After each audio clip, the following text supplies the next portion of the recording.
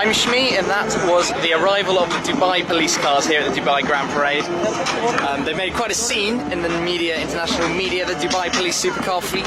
It's all promoting Expo 2020 to be hosted here in Dubai. But to show you what we've got taking part today, we've got the Brabus G700 Mercedes G-Class. It's the latest addition to the fleet. Then we've got the Lamborghini Aventador. How practical an Aventador is as a police car? Well, not very, but that's not the point. Mercedes SLS. Doors. Rouge Mustang, V8 Muscle, they do like those over here. Bentley Continental, and on the end we've got an Audi R8. Sad not to see the Aston Martin 177 here, but didn't really expect to because it's a little bit too special to drive out. They're about to go off on the parade, the police cars will be leading it, so that's really, really cool.